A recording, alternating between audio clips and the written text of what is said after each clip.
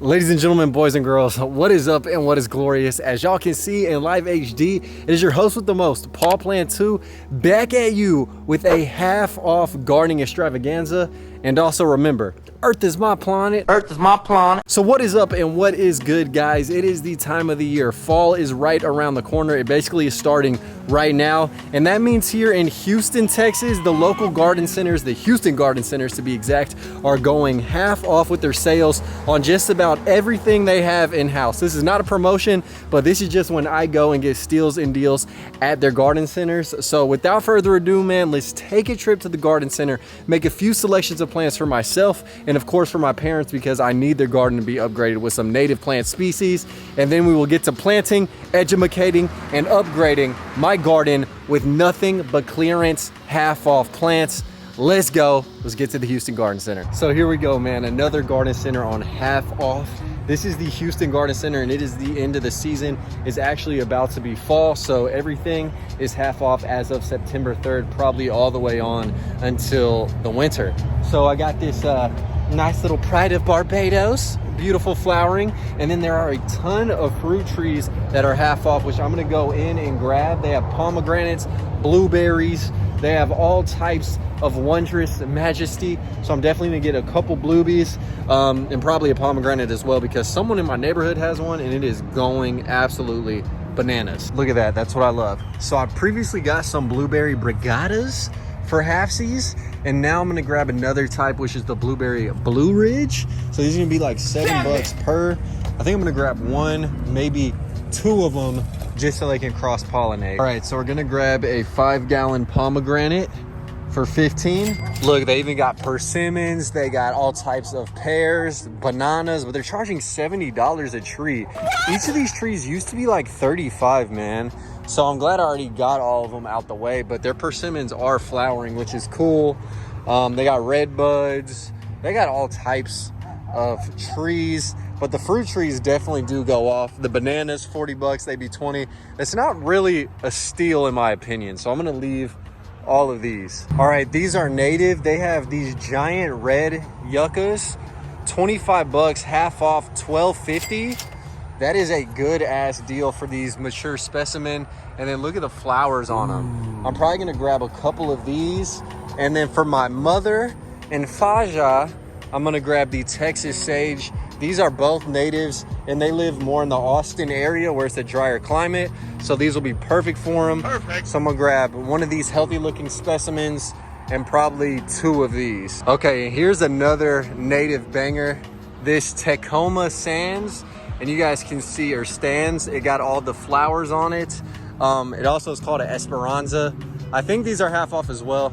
So I'm gonna grab that dude with all the flowers. So we made our final selections. I really wanna get more stuff, but my cart is already pretty loaded down, and I'll probably just go to one of these stores that's more local to my house. So these are the items I'm going to grab as of now. I might come back next week. I think there should still be stuff here, but yeah, some great native selections and some items to add into the food forest. Mwah, delicious, perfect.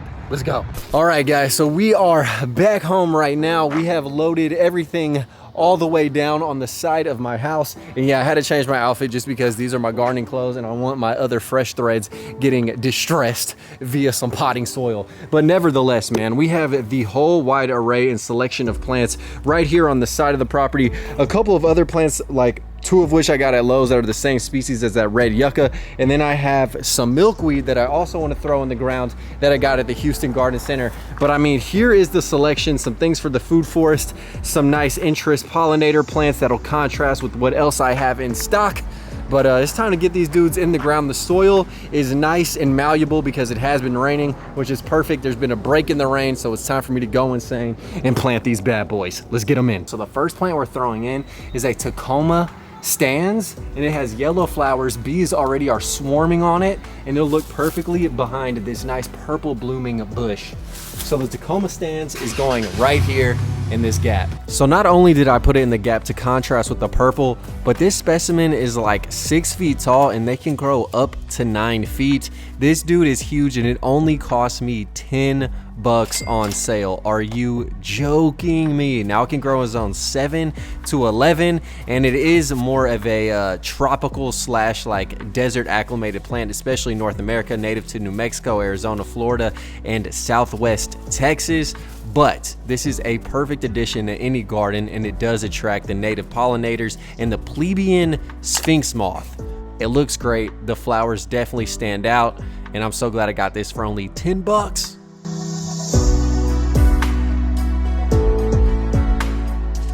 Okay guys, so we have the Tacoma. It is doing work back there. I have promised myself I would not shoot these videos when it's like cloudy outside, just because I feel like the vibe gets somewhat murdered because it is like dreary and wet. But this is the best time to plant in Texas, man, when the sun is covered all the way up. So we have that dude holding down the background. There are bees already swarming on it, which is awesome. And the next plant we're gonna throw in is actually a non-native, but it just looks super cool. It is nitrogen fixing. This is a pride of Barbados.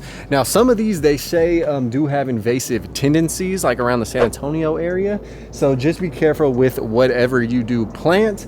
But I'm gonna throw this guy in the side back here. These red flowers will definitely add a nice pop to the backdrop and some interest, while I do have my avocados and other trees filling in the background. So this is gonna be a perfect little space filler. It'll fix the nitrogen and definitely help out all the fruiting trees I previously planted. So this pride of Barbados is a heat-loving plant, and that is why it is going in this gap. It'll fill up the area nicely, growing at about 8 feet tall, 4 to 6 feet wide, and it grows in zones 8 all the way to 11. Now, if you live in zone 8, it'll die to the ground, but it will come back as a perennial. If you live in zone 9, such as myself, it'll be deciduous, and if you live in 10 or 11, it will retain its leaves throughout the winter months, which is really cool. But all throughout the summer, it has these nice red-orange blooms, which hummingbirds and butterflies love. It's a member of the pea family, and again, it fixes nitrogen into the soil, which obviously helps all the other plants around it grow. That is why I put this dude in the ground, super drought tolerant, nice and hardy in my location, and it looks cool. So this corner is definitely filled in and looking lush, but by contrast, this little section definitely is a bit lackluster. So I'm gonna throw in another fruit tree, because this is kind of like a food forest area slash pollinator haven. So we're gonna throw in this pomegranate tree. Now this area gets a ton of morning sun, and then as the sun sets over the house, it is partially shaded the latter half of the day. So I'm gonna throw this pomegranate right here. Pomegranates are just all right in my humble opinion, but I want to have as many food bearing and fruit bearing trees as possible, so hence why I'm going to throw this guy in a nice position, but not one of the top tier areas I have in my garden, if that makes sense. But without further ado, let's get it in. I've seen these guys thriving in the neighborhood, so that does bode well for this pomegranate's success. All right, so pomegranates can grow in zones 7 to 10. Some sources say 8 to 10. Either way, they do like a warmer climate in general, and you can keep them in a nice bush shape or a tree form. I'm probably gonna have this dude become a large bush and just let it do its thing. Now, I do like the taste of pomegranates, but it's really just the arils surrounding the seeds that's edible, so it's not too much to munch on, but the fruit is rather luxurious. Like, people see you with some damn pomegranate, they're like, "Daddy, you rich." But either way, this is gonna be a nice fruit bearing plant, so I'm excited to see how it does in Houston. So we have in the pomegranate, and now we're gonna throw in some berries, and we have 3 different types of blueberries. I got a Climax, I also got a Premier, and then I also have the Blue Ridge blueberry as well. So I'm gonna scatter these throughout the landscape. I almost am running out of room, at least on this portion of the side of my yard. Now I do have these beds, but I kind of just wanted deciduous trees than evergreens, so that way when the trees lose their leaves, the evergreens can still pop in this area. But I may actually start putting some of the blueberries here. But for now, I'm gonna fill in some of the gaps on the edges, on the borders with the blueberries, and see how they perform. Over time, as the trees grow, they might get overtaken, but we shall see. And of course, these blueberries are native to the United States of America.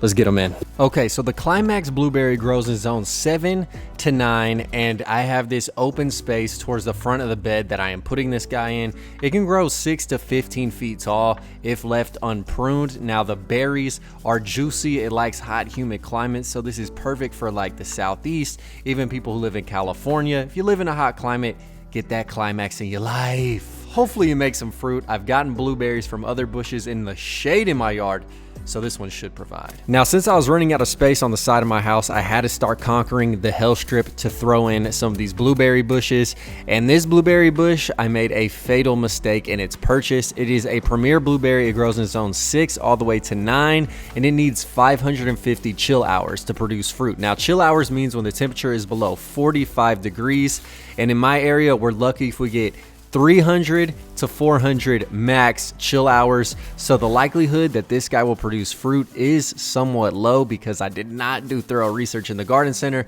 So that is on me, baby. But yeah, if you guys live in zone 6 through 9 and get 450 chill hours, go ahead and grab yourself a premier blueberry. I don't know why they sell these in Houston. That is so annoying. I mean, technically it is a zone 9, but it's like really pushing it. Okay, now last and not least, I'm throwing in my Blue Ridge blueberry, and I haven't even mentioned how to plant blueberries. They do like acidic soil, so you should theoretically do soil tests or amend the soil. I don't do either one because I want to see what will naturally thrive in my native soils.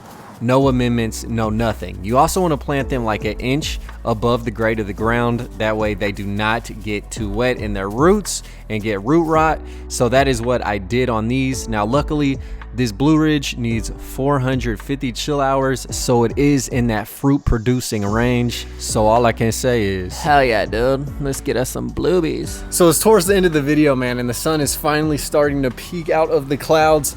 But the next plant we're throwing in is going to be this Red Yucca. Now, I actually have 3 more that I got on sale at Lowe's, but I'm just gonna save those for another video. But we're gonna throw in this big one. It does have seed pods. It does have flowers. It's golden hour. So let's go ahead and chunk this dude in. He's gonna go somewhere in the front of these beds. I just love this spike. If you plant these in mass, they are really, really nice, but I'm gonna see where I can dig a big enough hole for this giant specimen as of right now. All right, for some reason, this area just feels right. So that's where the yucca is going in. All right, so I said the area feels right, but it really depends on the tree roots. You guys sometimes criticize my whole game, but man, I have 13 mature giant trees on my property, so I always am hitting big ass roots, but I was able to parse out a large enough hole for this red yucca to go in, and it's not even actually a yucca, it's a Hasprello, Puffy, Flora. So it is in the aloe family, and it grows 2 to 3 feet tall, zones 5 all the way to 11. 5-foot flower stalks that attract hummingbirds. You can't be mad at it. When I was Googling this though, it said that it gets like filled with trash that blows around and gets stabbed on the spikes of the leaves. Like literally, bro, on Google it says it's a repository for leaves and windblown trash. I'm not playing, but this is a great native species for rock gardens. It's drought tolerant. It requires full sun. If you live in zones 5 to 11, definitely give this guy a try. The red yucca, beautiful coral flowers. All right, so last and certainly not least, we are throwing in these tropical milkweeds. And just look at the flowers, oh my God. Now these milkweeds are native to Mexico. And milkweeds are the species that monarch butterflies have evolved to consume. It actually is the only plant that hosts the monarch butterfly. When the monarch caterpillars eat the sap of the milkweed, they become poisonous. Therefore, birds and other animals don't want to eat the monarchs because they will be poisoned. It's a nice defense mechanism, but if people aren't planting milkweeds, the populations decline. Now, this tropical milkweed is a perennial species native to Mexico. It is not native to Texas or the United States. And the issue with this that a lot of people have is they think it is the death and decline of the monarchs, when in reality, I think it more is the loss of just native milkweed growing because everything is turning into parking lots, housing developments, and a bunch of bullshit. And also people are planting lawns instead of having native plants.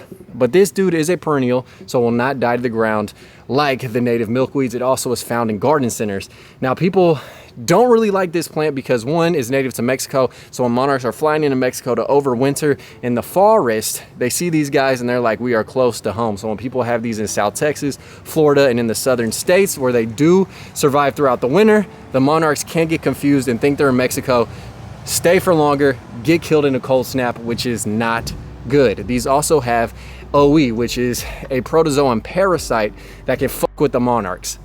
But the tropical milkweed also has this like steroid in it that when the monarchs consume it, they actually become stronger and more resistant and can survive through that parasite.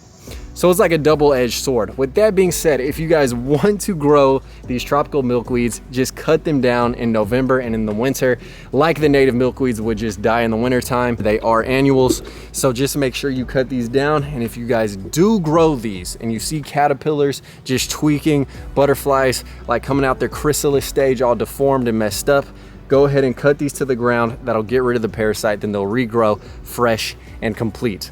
With that being said, I'm gonna chunk these in the ground, cut them every November, and just do my best to grow some native milkweeds as time goes on. But I just wanna see how these perform. So without further ado, enough chit chat, let's get them in.